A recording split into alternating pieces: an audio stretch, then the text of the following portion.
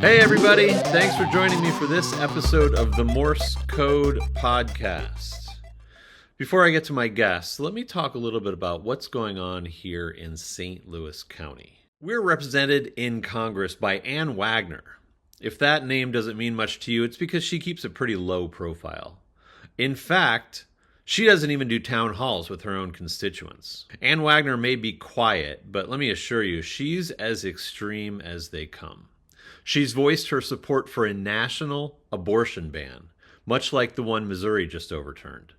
She's been under fire for insider trading, and a couple months ago, when the big, beautiful bill passed by one vote, that vote was Ann Wagner, so she can take credit for stripping millions of people off of Medicaid and raising taxes on the lower and middle class, and just generally making things a lot easier for billionaires and a lot harder for the rest of us. Today's guest is Trish Gunby. Trish Gunby was a state representative here in Missouri who bravely ran against Ann Wagner in 2022. She's here to share some of her experiences, her insights, and her advice on how we move things forward and make things a little better for the people of St. Louis County. If you like this content, please make sure to subscribe because we've got some great St. Louis. Jason Rosenbaum from St. Louis Public Radio, Will Smith, the man behind St. Louis City Foundry, Rain Keys of Sweet Art Bakery, and a lot more exciting St. Louis personalities as well. So make sure you subscribe and enjoy this interview with Trish Gunby. Well, Trish Gunby, thanks for coming. Thanks for having me. I'm very excited. I was looking forward to having you on. We had a hard time scheduling it, but I moved back to St. Louis right at the beginning of 2021, and I moved back to West County, a couple houses down from where I grew up in West County, and getting reacquainted with the place where you grew up, but I hadn't been back for a couple decades, was very interesting. And so I had eyes wide open, and I was trying to get a feel for the place. And everywhere I went, Trish Gunby signs around. And so I'm very excited to get a chance to chat. And I learned that you are a graduate of Parkway West. Is that right? That is true. Yeah. Where were you? Where did you grow up? Actually born in Dallas. Moved to the St. Louis area when I was 13 and was in the Parkway South area, and then my parents built a home in Chesterfield. Okay. So did high school at Parkway West. Uh-huh. Yeah, and went away to college at University of Tulsa, was there 10 years total, got married, and came back here. Mm-hmm. Been here since '89.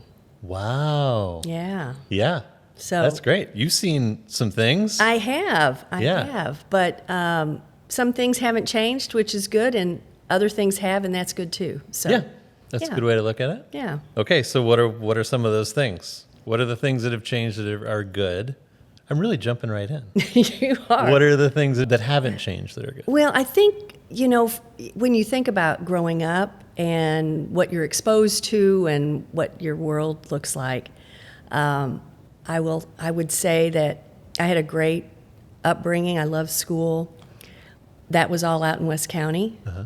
And so it was rather, now in looking, in hindsight, it was rather small, really. Mm-hmm. And so now I look at this area more regionally, and I grew up in West County, lived there for 30 years, but I'm now living in the Central West End and taking advantage of all that has to offer, that the city has to offer, and just exploring all the attractions and joining all those things. And, so it's just things that you couldn't do because your parents had to take you, but now as an adult, there's just so much history here. Mm-hmm. And it's just great as an adult to be able to kind of explore.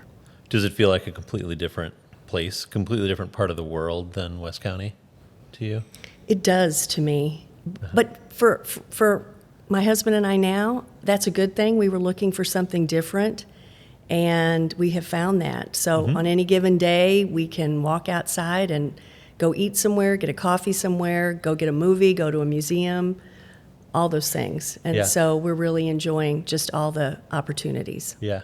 One reason why I am very interested in talking to you is as a person who ran for Congress out in the 2nd Congressional District. That was the county, and you were obviously running to represent, which kind of means like raising a flag for this area and those people. I'm not sure if I am guessing that you feel relieved to be in the city, or if I'm guessing that you feel like, I miss my county, or what are the feelings there? Well, obviously, we chose to live there and raise our family, our kids there, and I grew up there, when I was a teenager. And my heart, a big part of my heart is still in the 2nd Congressional District, in my old House district, which is now the 98th. And I still support much of what is happening there. In fact, I was just door knocking out in Ellisville with a group to just see what issues are important to voters out in that area. Oh, that's great. So I'm still involved behind the scenes politically in things going on there. Moving to the city is a different animal, politically speaking.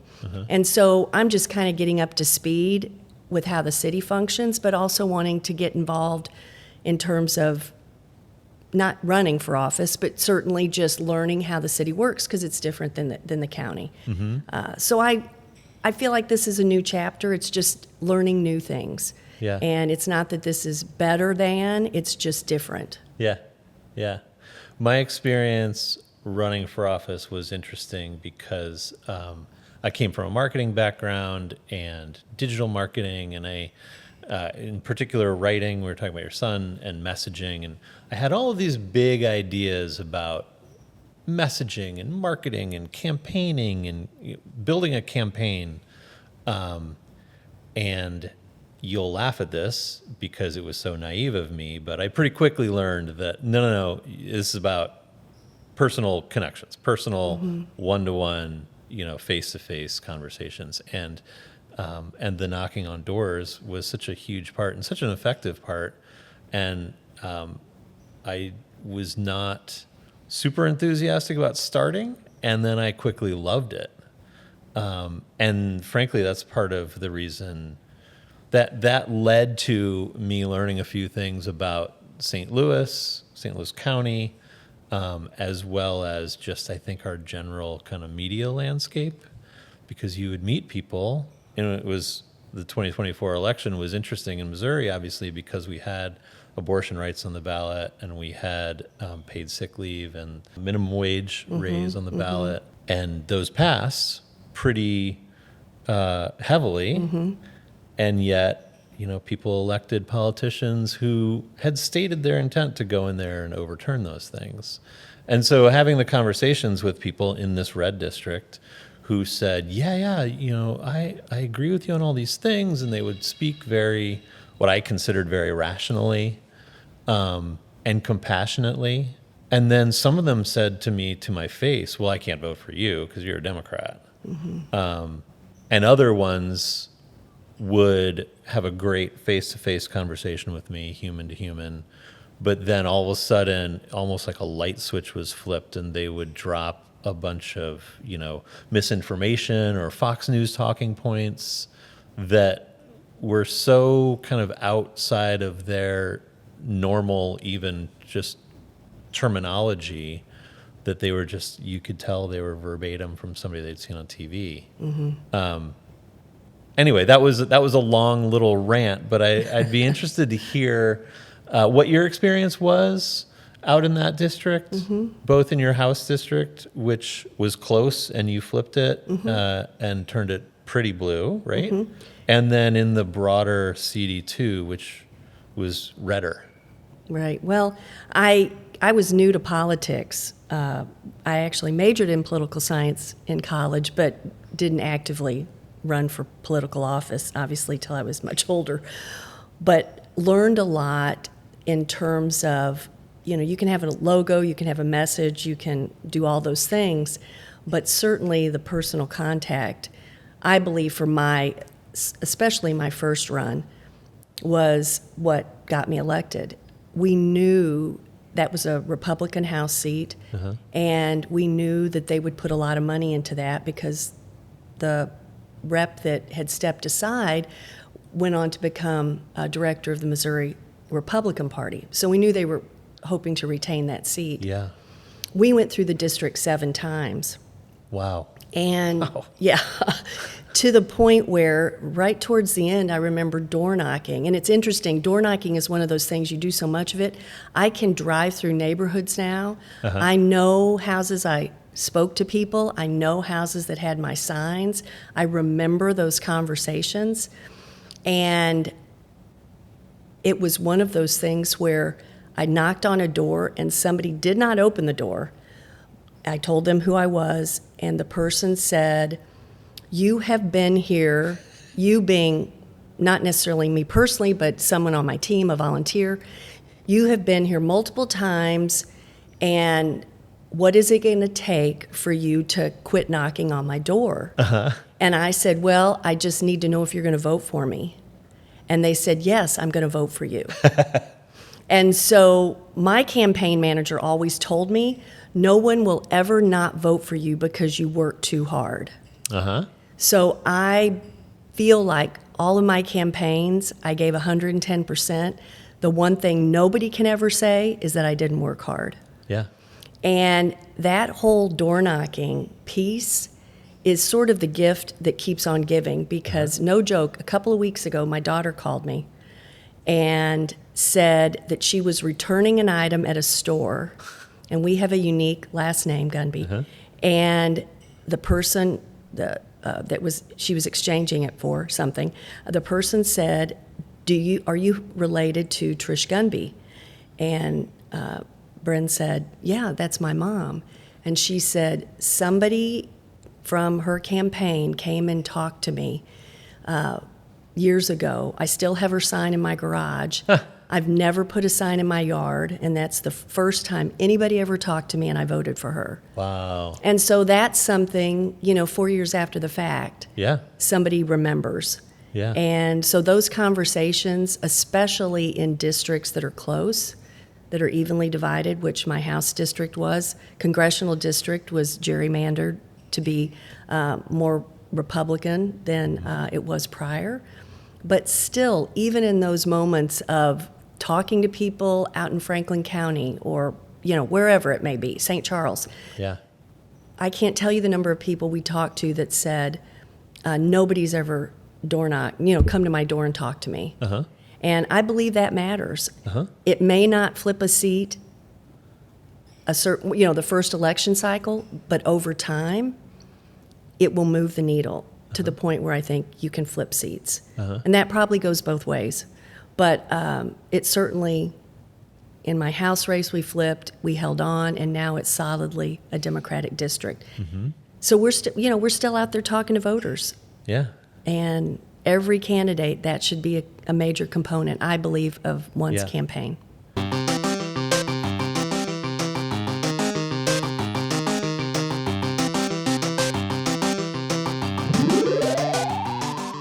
How was Ellisville when you were out there last week? It was very interesting.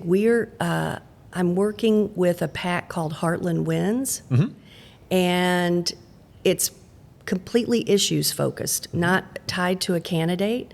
And so we are asking voters how they feel the direction of the country is moving, if in a positive way or negative way. And then we just ask them, what is the number one issue that concerns you?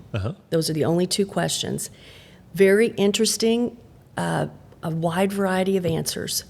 And we got folks who were pleased with the way things are going. We got people who weren't pleased.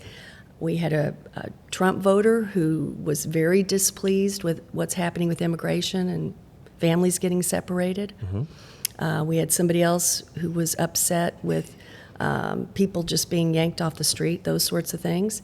But we also had people who were concerned about the economy. And they're feeling like inflation is pretty much okay, not as bad as they thought it would be.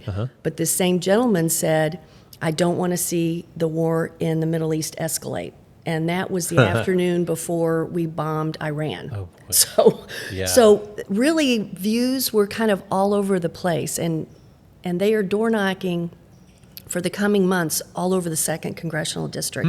And I think it will be interesting to see as they do that in what areas, if there are similar issues that come up. And Yeah. I bet it will vary Yeah. because that district is so different.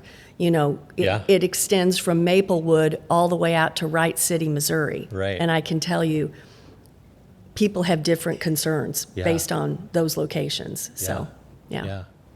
Do you have any thoughts about what it will take? I don't know if you had the same experience I did, but certainly we have data that shows that on policies, people are open to and supportive of things that are, have been Democratic priorities for decades, and yet they can't bring themselves to pull the lever for somebody with a D next to their name. Do you have any thoughts about how we either reconcile or overcome that? Well, the one thing I will say, I believe to win this seat or move the needle considerably is we have to be able to raise money. And by money, I mean like $5, $6, $7 million. It is not a small price tag. Right. We as Democrats have struggled in that because there are a lot of people who don't want to put money into something that they feel like is a losing battle. That being said, there's no way you're going to move the needle if you don't put money into something like that. And when I ran, the district was not targeted nationally by the Right. Democrats, by Emily's List, by a lot of different national groups, that this next election cycle, it has already been targeted because people have, they've seen how people voted on everything last election cycle with Roe v. Wade, with minimum wage, all of those things. Yeah. And it's very progressive in terms of how people have voted. The issue is getting voters to connect the dots between issues and electing people who will advance those issues. But this district is the most affluent in the state of Missouri. And what I found is people are pretty comfortable no matter who is in power. Yeah. Yeah. Because one way or the other, they're doing okay. And when I was running, Roe v. Wade was overturned. And we thought that that would be very significant. And in fact, we changed our messaging. We led with that. And we just did not see, we did not get the traction, or we did not see people as upset with that as we thought they would be. And even 2 weeks before the election, when the high school in St. Louis City had the shooting, That's right. the performing arts high school, that was 2 weeks before the election. We changed our messaging then, talking about gun legislation and the fact that Ann Wagner had voted against an active shooter alert system, similar to an Amber Alert. Wow. And even with messaging like that, people just it did not gain traction. So you're going to have to raise a lot of money to either, beyond door knocking, do mailers, digital ads, TV, all the different things Yeah. to really reach people and be very specific in what you're talking about. You just can't do, I believe, just one big message. You're going to have to get very specific. Because when we would tell people those things, they would say, like, they just couldn't believe that. It seemed absurd. Yeah. And yet you have to be able to tell somebody something that's absurd more than one time. Yeah. And her voting record, which was 92 to 93% with Trump. Right. And so she may not act like Marjorie Taylor Greene, but she votes like her. And so how many ways can you say that and Right. let voters know that? Right.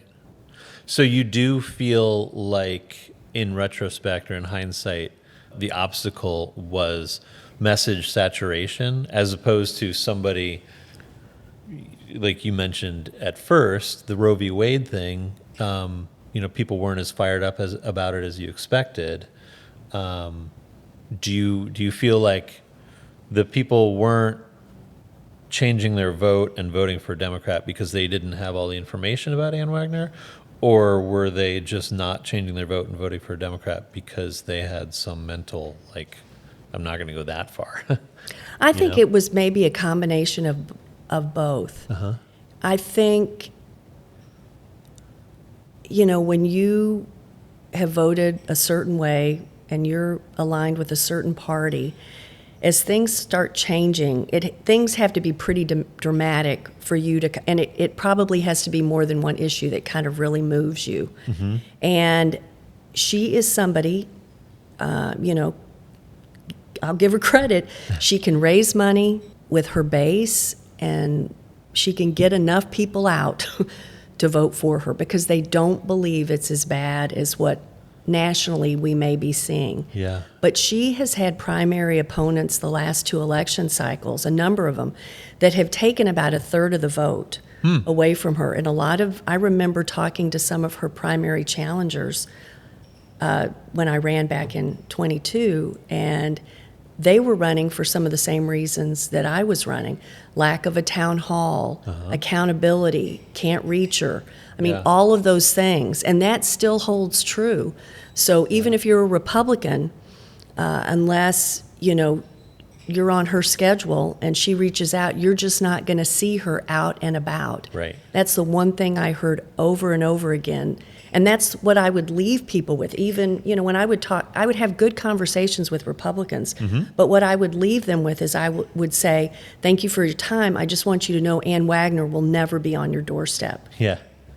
And I will say the one thing I think our campaign did is I think we pushed her to the point where you will now see her in the district more, not in town hall situations, but where she is actually going out and trying to meet up with certain folks, whether it be business or not necessarily town hall type of situations. But she is, I think, doing more of that sort of thing than we saw prior to, because it was clear that she was just in her own little bubble in D.C. Right. And so it'll be interesting to see what the next election cycle brings. Yeah. I mean, in politics, this, 15 months is an eternity. Yeah. So things are changing so rapidly nationally and in our state that it's hard to say what that's going to look like.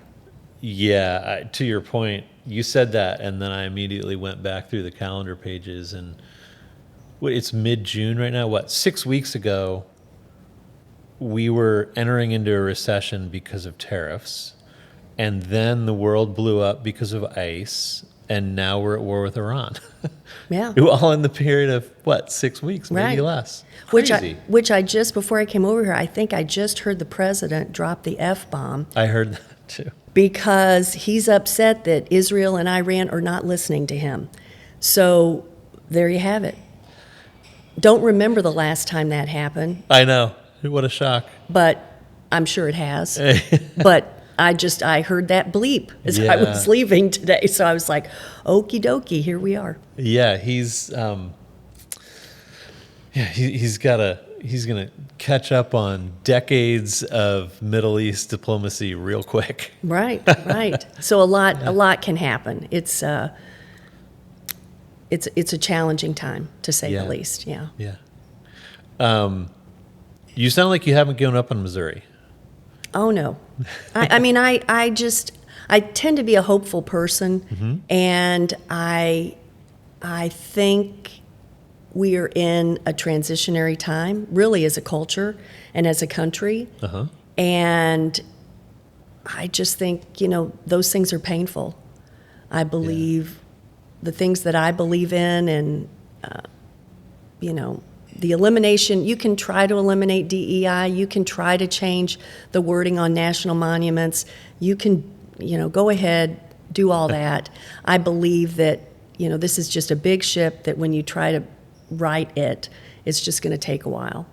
And so I tell you what I'm really hopeful for is really the young generation coming up. I mean, I had a lot of folks who worked with me when I was running, and when I'm in a room with young people and I see how hard they're working and what they're really passionate about, and how much of what we have created, unfortunately for them, they're trying to undo. I mean, I'm really hopeful. Yeah. My concern with that generation is that when I was their age, we weren't as engaged about those sorts of things. And I wonder, in terms of mental health and things like that, what it's going to be like for them when they're my age. When you've literally, my kids started doing active shooter drills when they were in kindergarten, right after Columbine. Yeah. So when you grow up with that and you actually witness those things, it's going to shape you. Yeah. And I'm concerned for their well-being, given what they've kind of had to live through.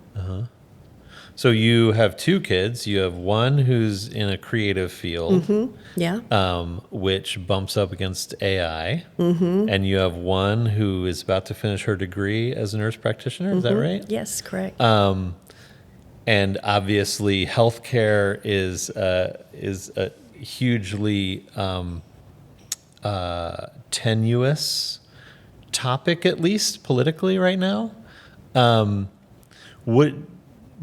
Have you heard anything from them about concerns for their long-term futures or career goals and aspirations, things like that? Are they concerned about a lot of the changes that are taking place?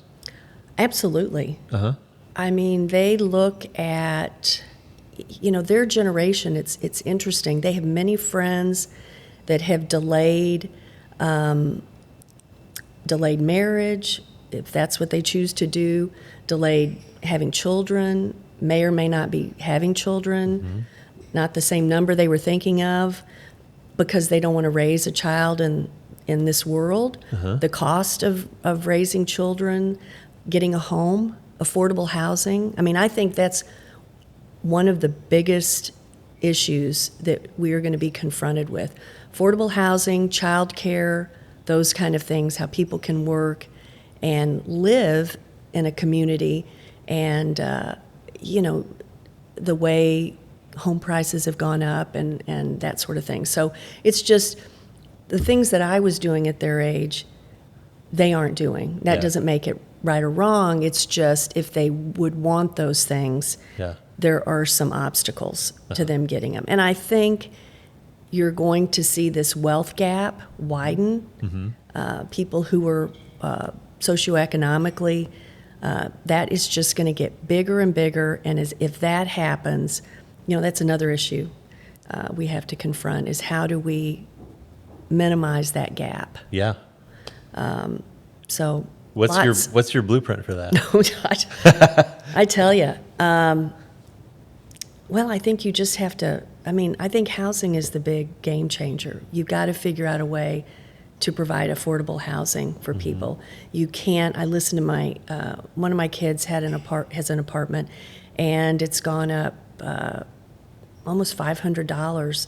Oh, wow. In the last 7 years. And,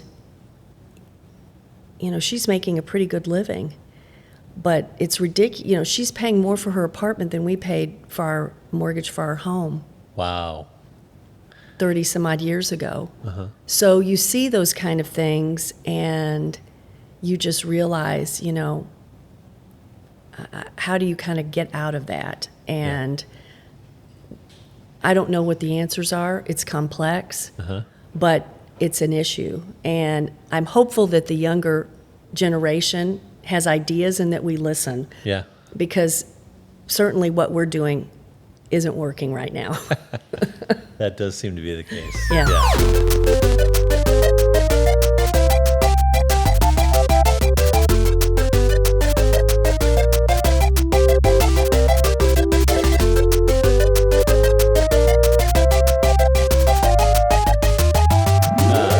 So two things, and I'm announcing it with two things because I'm probably going to forget. Okay. So you have to remind me.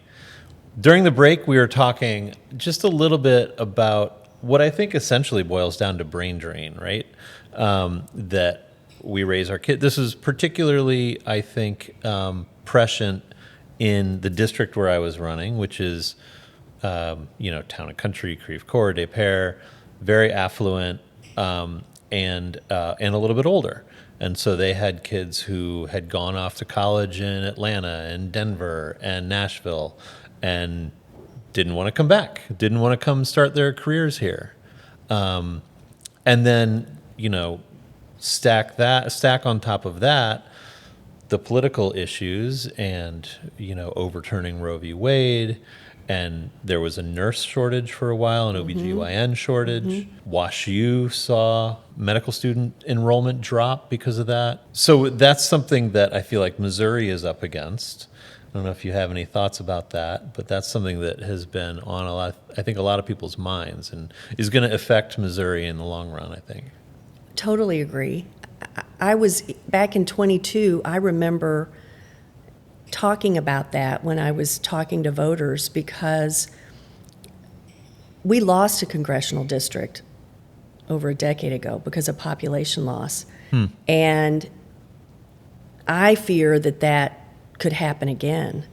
And so while the region may be affordable and all of that, politically, it is not, younger people typically don't look at this region just through economics. They look at it through politics and raising a family and all of that. I remember getting an email from a young woman who said she did not even want to come to a conference here in the state when she was pregnant for fear if something were to happen to her. Oh, wow.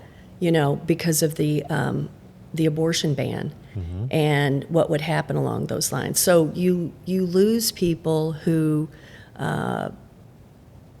have hopes for this area and can see the potential and the possibility, and yet so much of what leadership has done, Republican leadership over the last 20 years, has kind of put us in a place where we aren't thought of as somebody who's advancing, I wouldn't even say progressive ideals, it's just a future that looks really bright. So much of it feels very backwards. Yeah.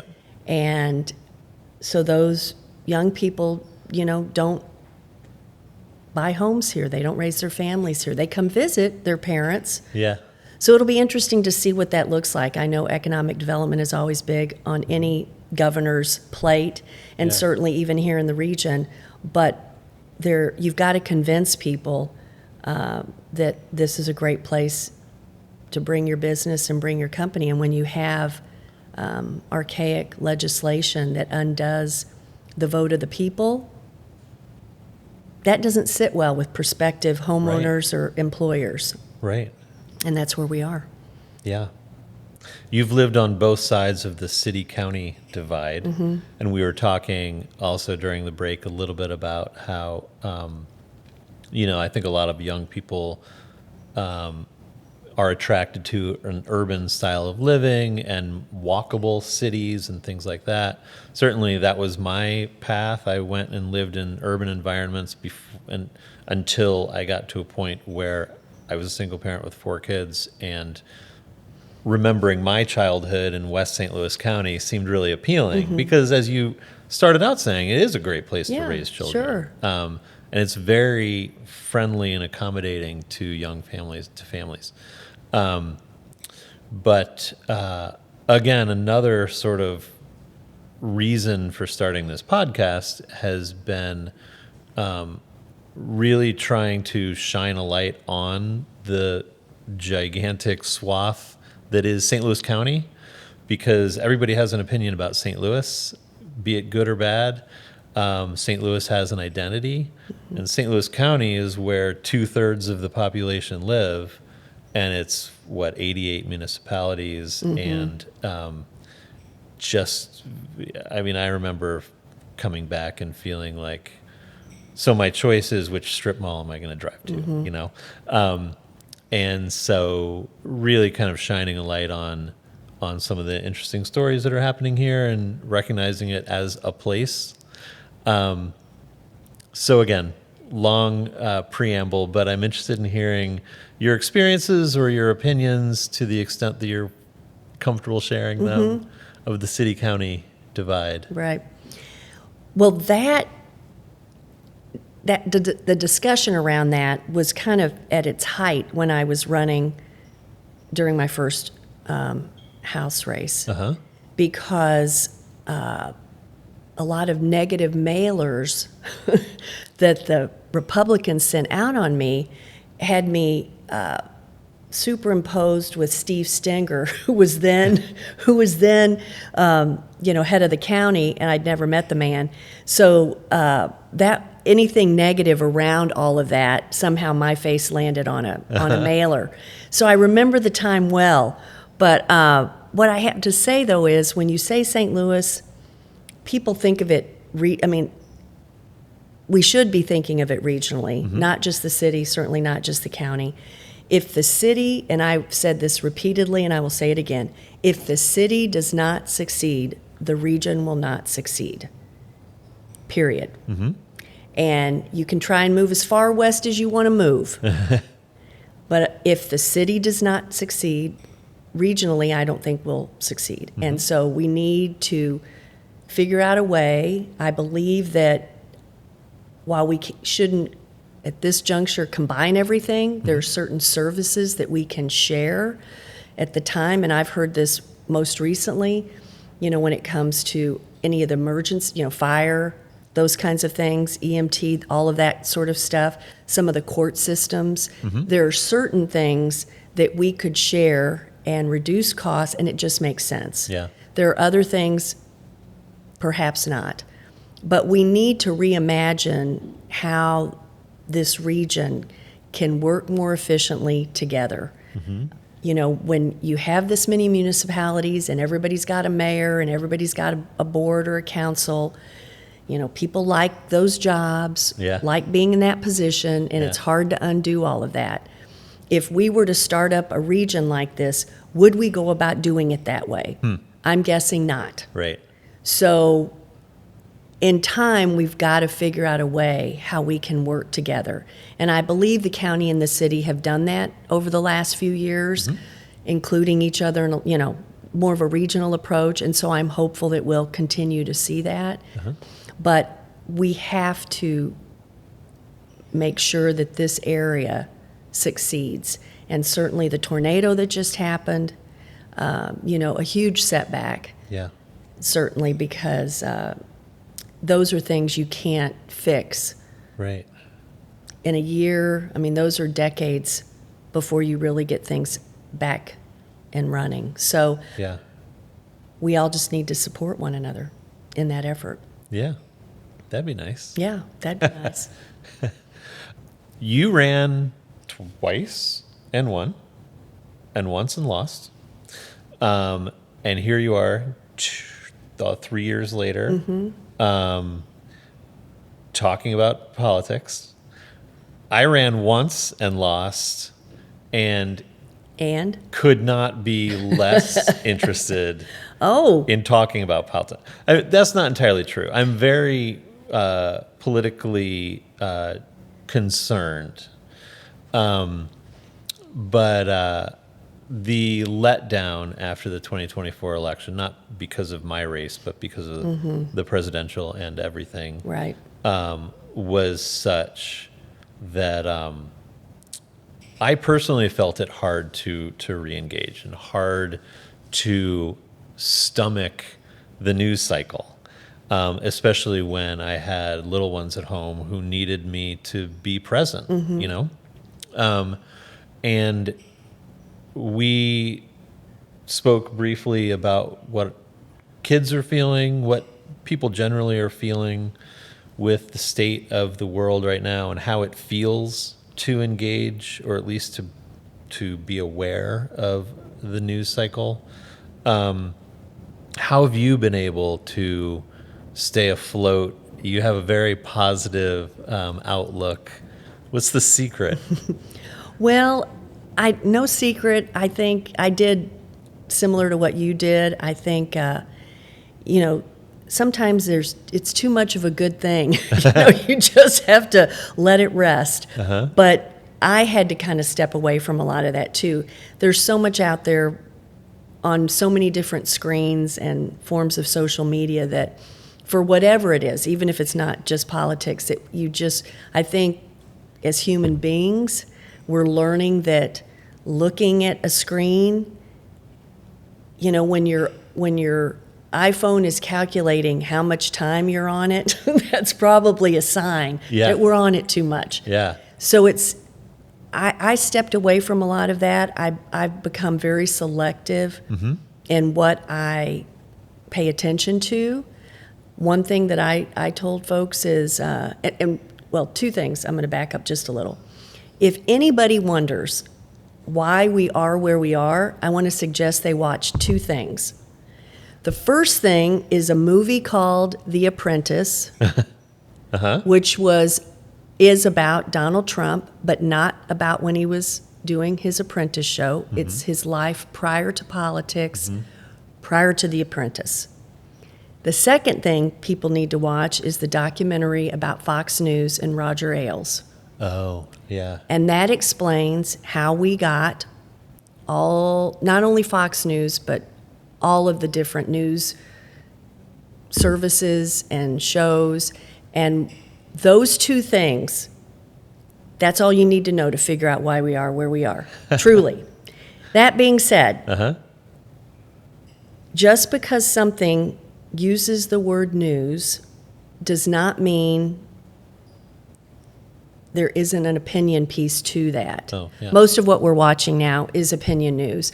And one of the things I did while I was running is I would suggest people go to a site called allsides.org. And it's a site that shows left-leaning and right-leaning and more neutral news sources. It takes a particular news story and it shows how it's covered in the media in all of those different platforms. And so I would go to a door and I would have somebody say, I'm this, my spouse is this, your vote, we're going to divide each other's votes. Cancel each other out. And I would say, and I don't know how to get so-and-so to blah, blah, blah. So I would suggest people go to sources like that to really understand what is really news and what is opinion news. And I think that's where people have found themselves now, is only watching things in terms of what they believe in. Yeah. And there really are only, on that website, there's a media bias chart. And out of the 100 or so different forms of media, there really are only about 12 that are considered neutral. And so I look at, BBC is one of them. Reuters, there's just a handful. Yeah. Many of the ABC, CBS, NBC, those are considered, opinionated to a degree as well. So I've tried to just pay attention more to neutral news sources. I limit what I listen to because it's easy just to kind of be overwhelmed. And I've decided to focus on things that I'm really, really passionate about. The other things I'm interested in, but there's so much out there. And that's one thing when we were door knocking this past weekend. We would ask people, what's the one thing do you want to, that concerns you? And I can't tell you how many people said, only one thing. Yeah, right. Because there are so many things now. Yeah. And just we have an awareness and an ability to find out about things where when I was growing up, when you were growing up, the only time you found out things were when the world news was on at night and you got the morning or the evening paper. Right. That was it. Yeah. And those days are gone. Yeah. So you have to be selective. And the other thing is, I think people have to figure out how to find a community that uplifts them. Yes. Yeah. I had a lot of negative stuff said about me on social media. And one thing, my son was my communications person. And the one thing he said is, you never argue on social media. That's you're gonna lose. That's just a losing battle. Why bother? And you have to just kind of recognize that if that's the only way people are going to engage and they can't tell you to your face, you just have to sort of ignore. Yeah. And it's hard to do that as human beings. We just kind of get programmed to, So you got to find a community that uplifts you and just try to ignore those that aren't in your court. Yeah. Yeah. And so that's what I'm trying to do. Yeah. Is find communities that I feel good about. and that we're doing and that are doing good things and make a difference. Well, I'm sure you know the old joke about why don't you wrestle a pig?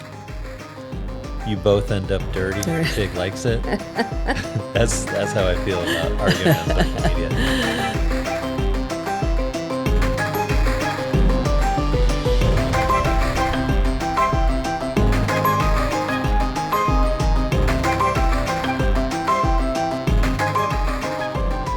So going all the way back to the beginning, I live in an area where people are driving back and forth to Target.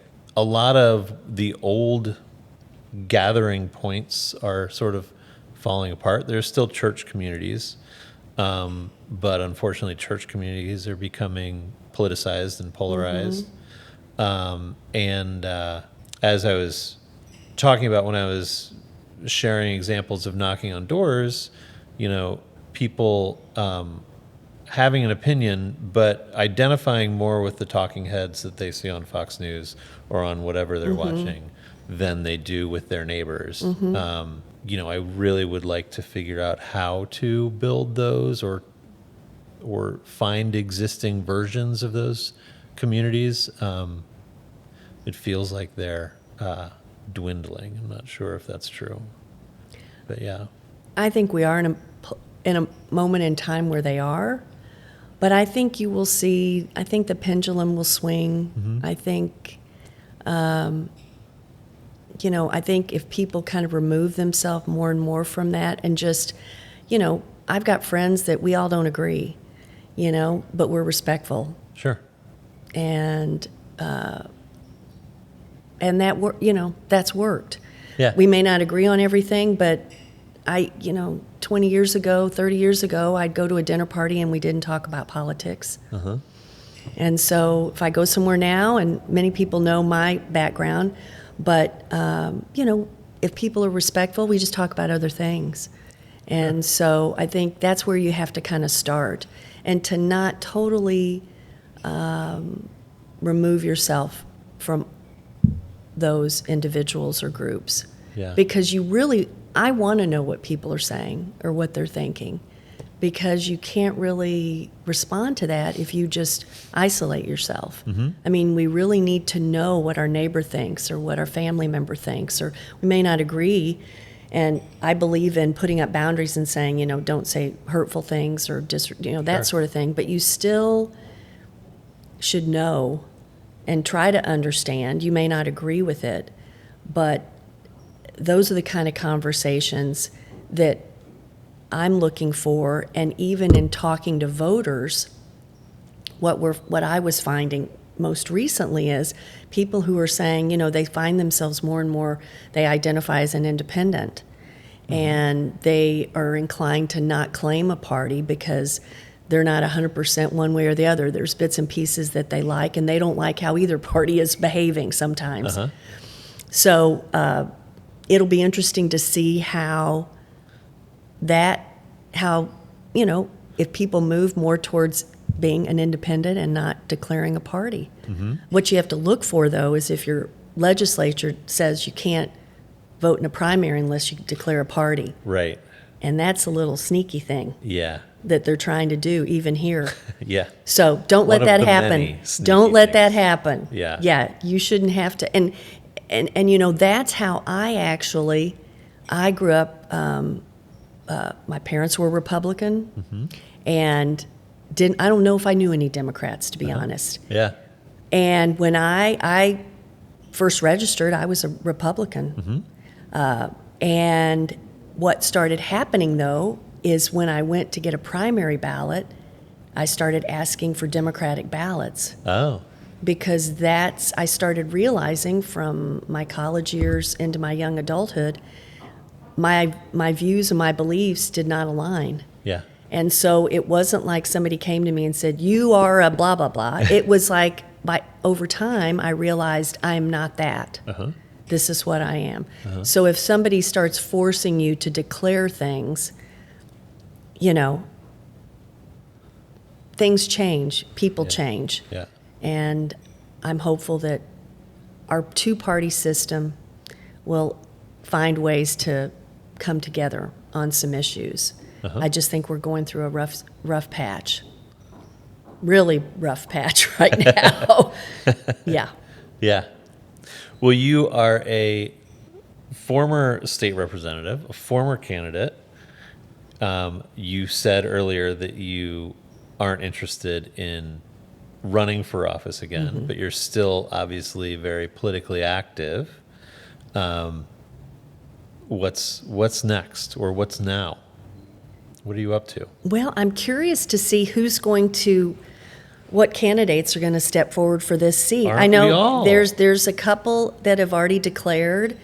Likely there probably are going to be more. What I will say about that is you need to declare now, because I declared it was about a 15-month race, and it takes that much time to gear up and get out there and do the work, especially if you have a primary.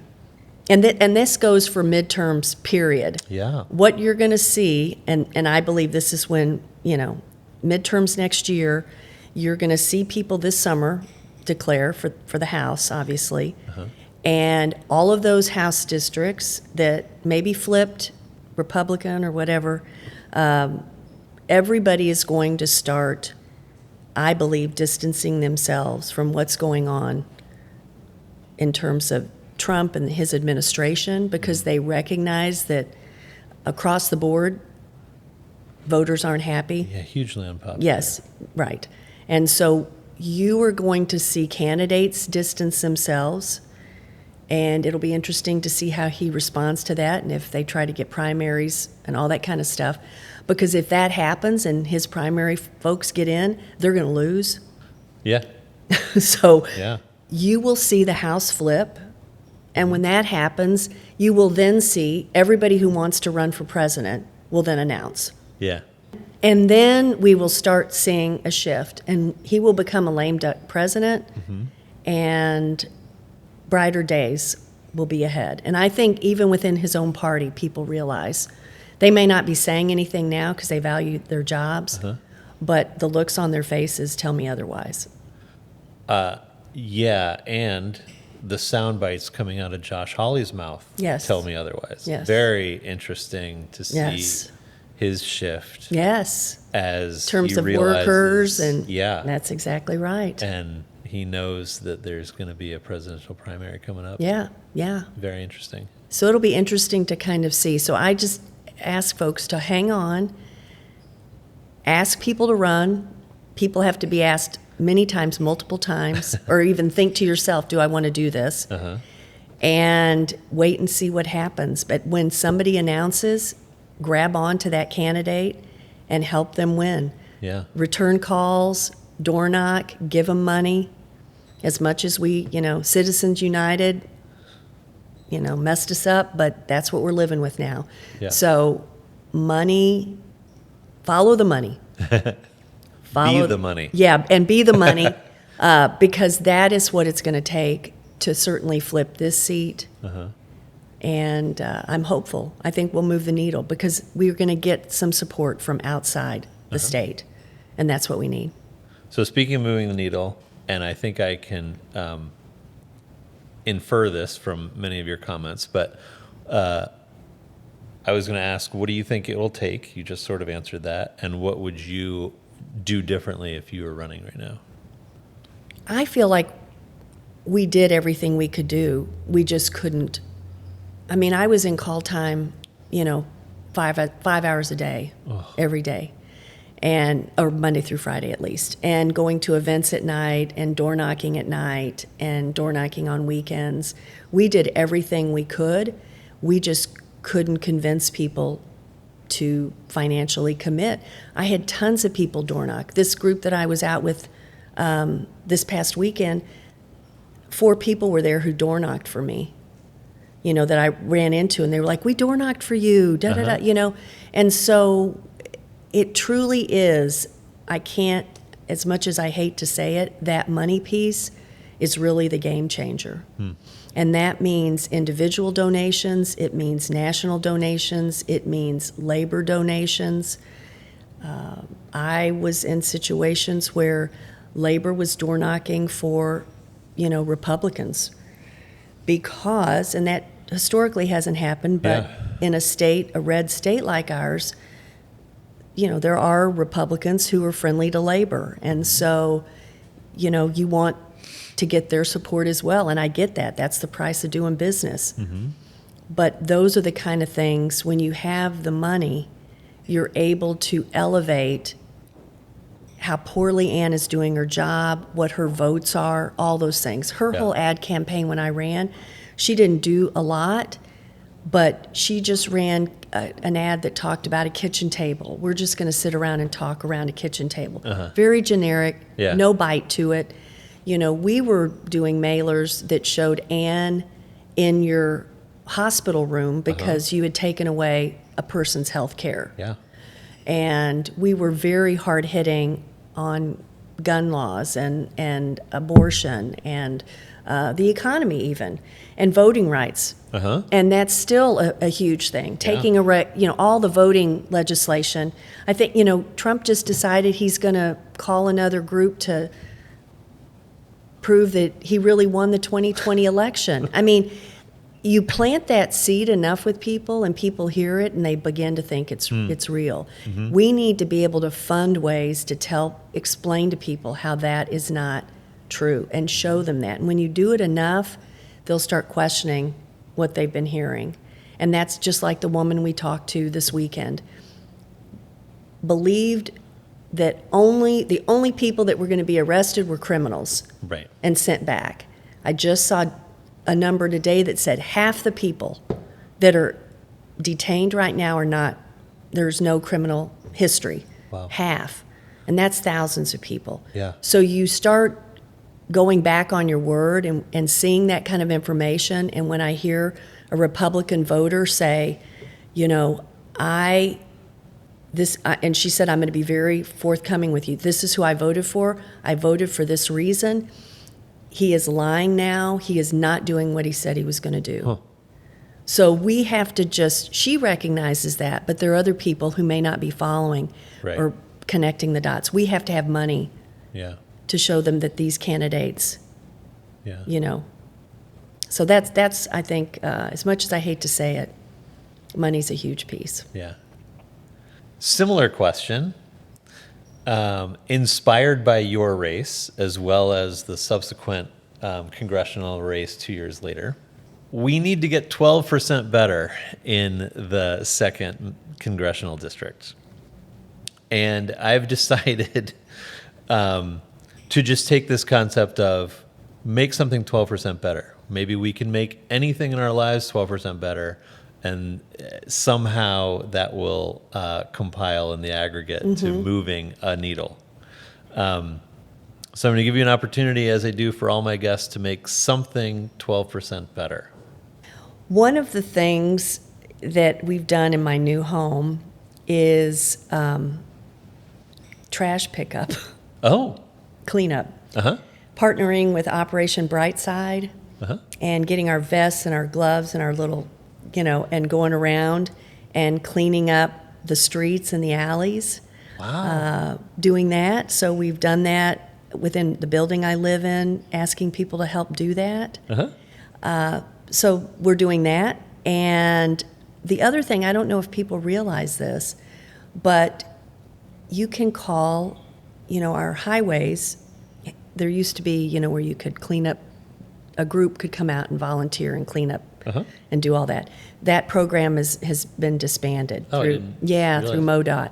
But what I will say is, if there's trash or things on the highways, you can call MoDOT and give them an intersection or a part, a piece of that highway and ask them to clean up things. And they have had some staffing issues. I spoke to them recently, and they said, we are aware, and so we're going to be out and we're going to clean up those areas. So I would encourage people, and I get calls back from them immediately. So whenever I see anything large on the highway, like it's falling off a truck or something like that, call MoDOT. They will call you back. They will tell you that they got your message. You can either call and leave a message, or you can do it online. And so I think, there's something mentally when you see things cleaned up and in a condition that just, makes you feel good about where you live and Yeah. where you drive and what you look at. So that's what I've been committed to is picking up trash. That's amazing. And that's something that I think for a lot of people, you want to kind of see the results. Yeah. And so when you walk around with a bag, and I think when we had 10 bags of trash, and it took us an hour and a half one morning from people that I gathered together. Wow. And so that's been my thing recently. Look at that. Trish Gunby, organizing people, cleaning things up yourself, and also making Missouri government work better. Getting MoDOT on the job. There we go. I love it. That's great. Thanks so much for taking the time. This was really fun. I really appreciate it. Thanks again. Appreciate it. Yeah. The Morse Code podcast is produced in partnership with Gaslight Studios and Trampoline Industries. If you like what you hear, don't forget to subscribe, leave a review, and send to your friends.